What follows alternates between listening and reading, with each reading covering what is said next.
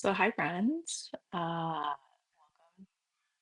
AceKreates. I am Amanda and I am your Tunisian crochet bestie. And today we're doing something very chill, very relaxed. It's not like a traditional podcast where we're going to be updating you in depth on everything that I've been working on. It's going to be like a stitch and chill and chat. Probably going to have some visitors throughout. I'm probably going to do very little editing of this. And so, yeah, I just wanted to kind of hop on. I have not posted a video in a while, and I've just kind of been going through a stitching slump. And I kind of wanted to talk a little bit more about that and seeing, kind of like what's been going on and what I've been trying to do to get kind of out of the stitching slump.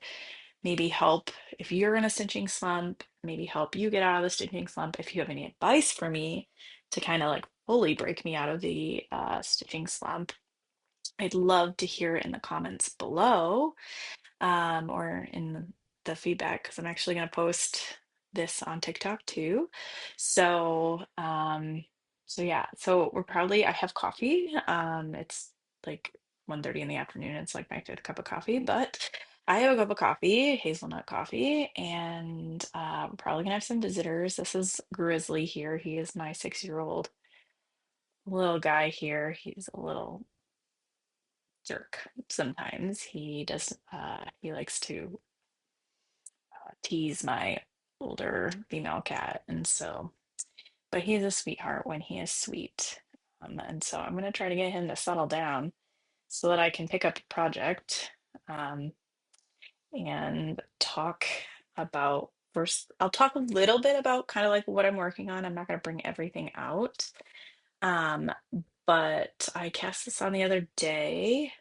And I'm probably going to at some point not be looking directly at the camera. That's just how I work with Tunisian. I can't really look at like TV or anything. So I generally listen to like podcasts, or documentaries, or things like that that don't require my attention. So, or like visual attention. I can't watch like regular TV shows because I feel like I'm missing out. So I cast this project on earlier this week. It's The Day Off Tank by Ashley at just nope, Ashley at Tiny Couch Crochet. And I'm almost at I have to do one more repeat, um, of the white stripe and then another like band of the kind of pink here. I just I was kind of having a little bit of cast on itis and I wanted to cast on something new. I'm actually working on three of the same t-shirts.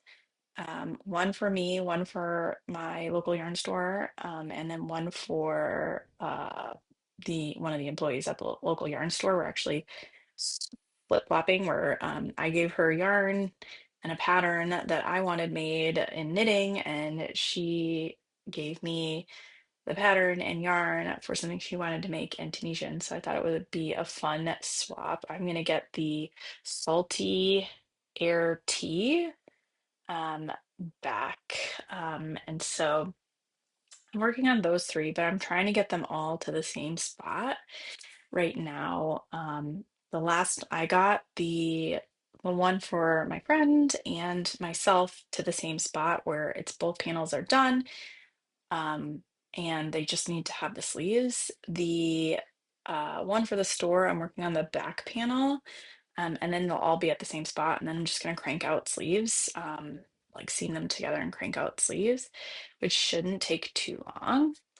Um, but anyways, I am working on the day off tank. I'm really into just like tanks right now or tees. It is hotter than heck here in Los Angeles, and or it's getting to be, and so sweaters are out, tanks and tees are in. And I'm glad I just finished up my last kind of sweater for the season, which was a test for Lindsay at Just the Worsted. And so yeah, So that's what I'm working on. So if you see me, that's what I'm doing. Stitching. I'm actually using a linen blend from um, Camellia Fiber Company in the colorway Garden Rose. It's this like rusty pink. And it's alpaca, linen, and silk fingering. I really wanted something in a non-wool blend. It's really soft on the Tunisian knit side. And then I'm just using scrap yarn for the white stripes. I have this leftover from I know it's Woolberry Fiber Company. I don't know Merino Cash, like their cashmere sock. It's leftover from a scarf that I made my father-in-law like 2 years ago at this point. Um, and since you use very little of the contrasting color, I thought, I mean, this is plenty. I probably could get away with a mini. I don't know the exact measurements, but hoping I have enough yarn because this is definitely for my size. I'm like treading between do I have enough yarn or not? And so, anyways, that's a lot of talk for very little topic talk on the stitching slump. So I have not posted a long form video since early April. I just got busy with life and I kind of overcommitted a little bit to tests. Not necessarily overcommitted. I had plenty of time to do the tests, but I did three tank top tests this spring, or like from January to today in mid-June, or early to mid-June. I did three tank top tests. Two were the same tank top. I just really liked it and wanted to make another one and another one. And then I did two sweater tests. And one of the sweaters I just finished. The other, I did not finish. I did not finish in time. I don't know if I'm going to finish. I don't want to go into too much detail because I really like the designer and everything. And so I think some of it is me, and some of it was just I was having difficulty on the pattern. So I overcommitted myself this spring just in time in general about like projects that while I was passionate about, maybe like when you're going through like a bit of a slump, I thought that I could crank out like something a little bit faster than I really in theory could, and then the pattern just ended up being more difficult for me. But I just got busy with life in general, and I didn't really want to spend as much time stitching. And I think that was just because of some of the patterns that I was working on at that time, and or I just wasn't finding as much joy. And um, I decided I finished one, and I do like the finished piece, but it was like Tunisian crochet raglan, um, which especially when I was getting on, I did the body I finished the body by the early May, and I did sleeve one in early May, and then I just sat on it, sleeve two for another month. And also because she gave us like an extra month at the end. She actually gave us an extra 5 weeks at the end. And so I was like, okay, I'm going to put this down. I'm going to try to pick up this other test and get it done, which was also another Tunisian crochet raglan. So it's done in the round. And on the first one that I did, I just wasn't having as much joy, especially on the small circumference. Uh, Tunisian crochet in the round, small circumference. It was just kind of really not enjoyable and like more work for me. It was just kind of hard. It wasn't hard. It was easy, but it was just more of a pain for me. And in the end, like the finished product, I could still see like a seam here, and that's just because of the nature of the stitch pattern and the repeats. You're gonna see that seam. And so like in my head, I'm like, I would have rather have just made it flat.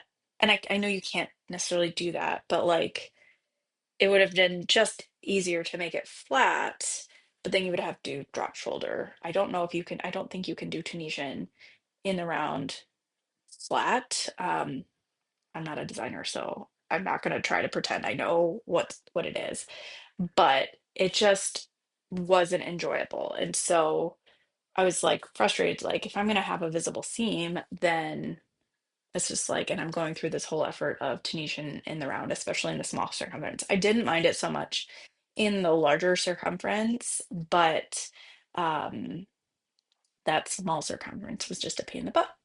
So that kind of put me in a little bit of a slump. And then that second test was just, it was a lot of like, you have to read your stitching. And like, if it's this, you have to do this. If it's this, you have to do that. And it was just a little bit too much um, for me. Like, I didn't have the brain space at the time to do it. I'm hoping to like go back to it and um, maybe finish it. I might just frog it. I'm not entirely sure what I'm gonna do. I'm definitely not gonna finish it anytime soon because it's just it's summer here in Southern California, and so I'm not going to um, be wearing it anytime soon. So I'm not gonna devote much energy to it right now. I did provide feedback, and that is technically like a completed test by the designer's standard. But I felt bad because this is the first test that I've never not completed. I've always completed tests. But I think it's a good lesson learned about knowing kind of when, like, trying to recognize when you might be overextending yourself. Also, it's okay if you don't finish a test. Like, no matter what happens in your life, it's okay. That's okay. I am confident that designers are getting plenty of feedback from multiple other testers. Like any designer is going to have multiple people testing sizes usually. And so they're going to get plenty of feedback to get a good rounded final product based on um, the feedback from the completed testers. I thought I provided like thorough feedback based on where I got to.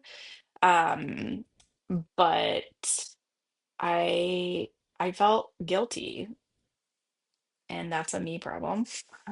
I'm very well aware of that.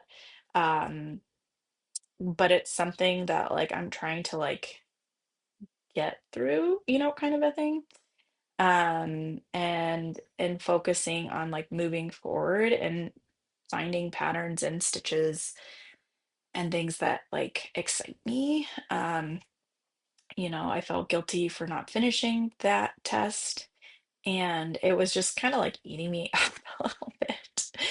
And I'm not trying to be like dramatic or anything like that, but I've always been like a solid, reliable tester. And so this was a rare occurrence for me. And I also think that means that I want to take a break a little bit from testing. The only thing that right now I think I would have the capacity to test is something that, again, is like at least 3 months, um, if not longer, and t-shirts or tanks, because I feel like those crank out a little bit faster.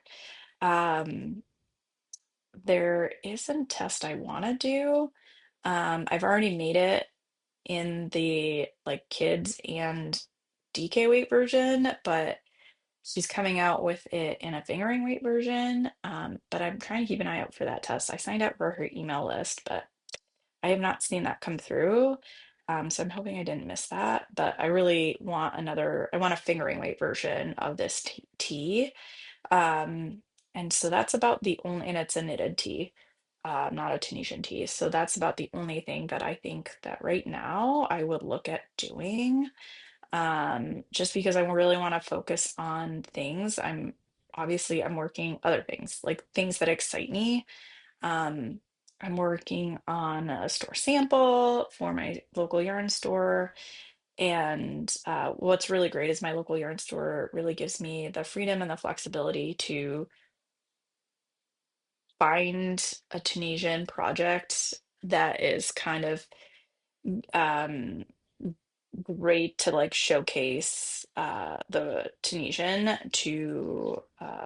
my, to the folks that shop at the store.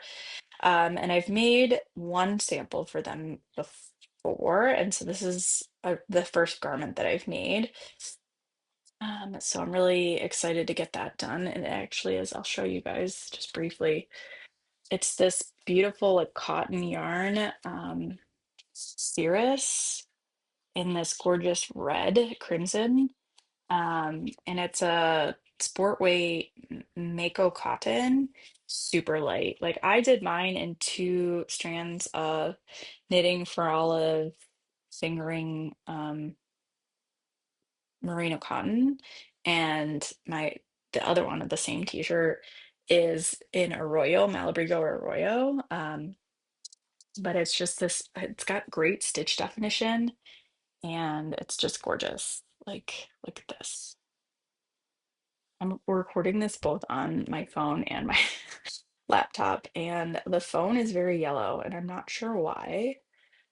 I'll have to figure that out. I got a new phone, but I'm using a forward-facing cam, so just so I can kind of see myself. Um, but that's the Serendipity pullover by, I think her name is Serena. It's the Crafty Crocheteer on like Instagram.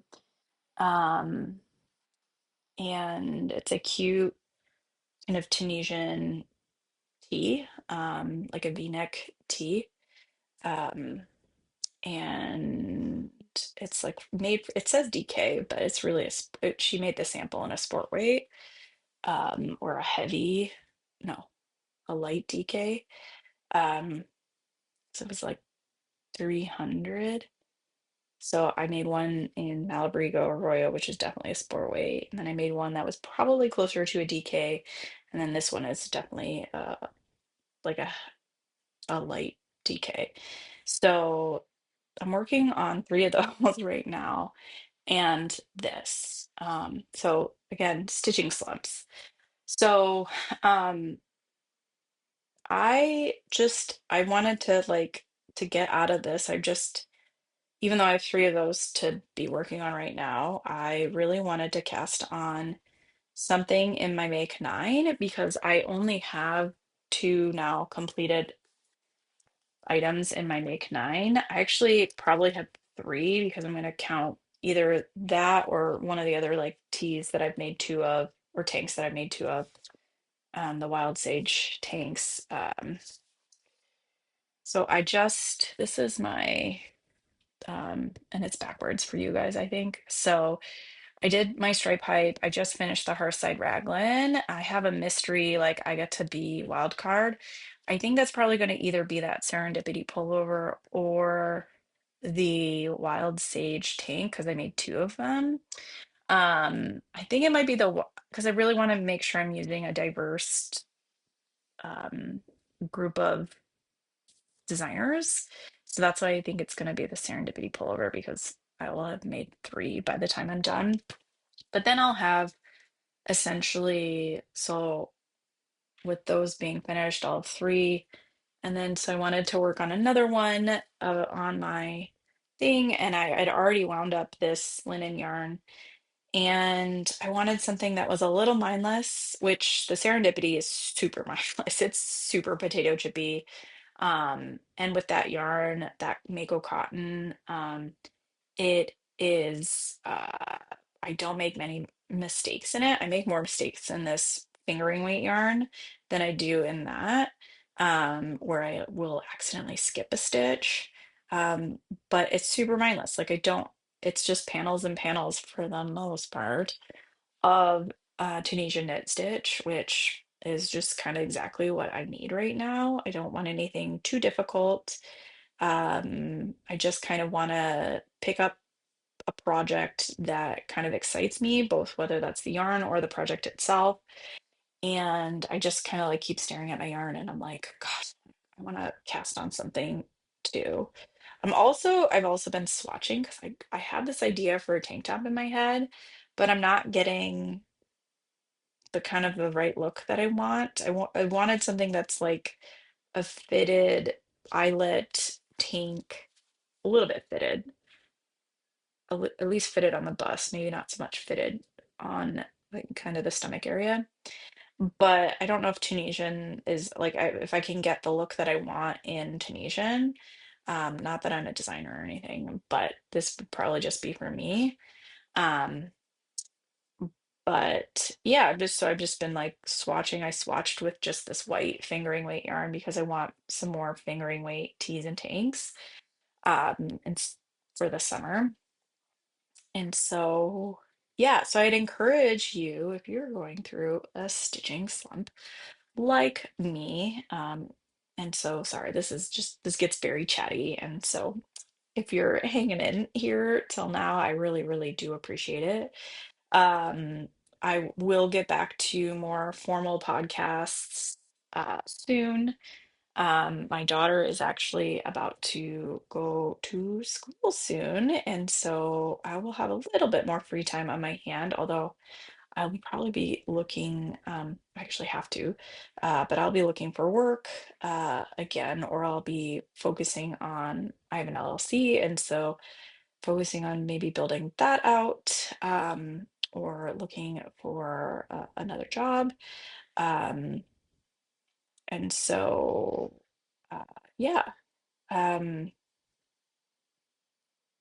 so yeah, I'll have a little bit more time on my hand once she goes to school, but I will be looking for work again.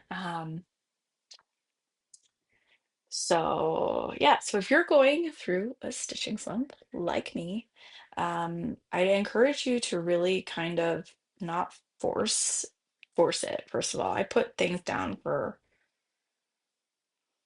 a long time this spring.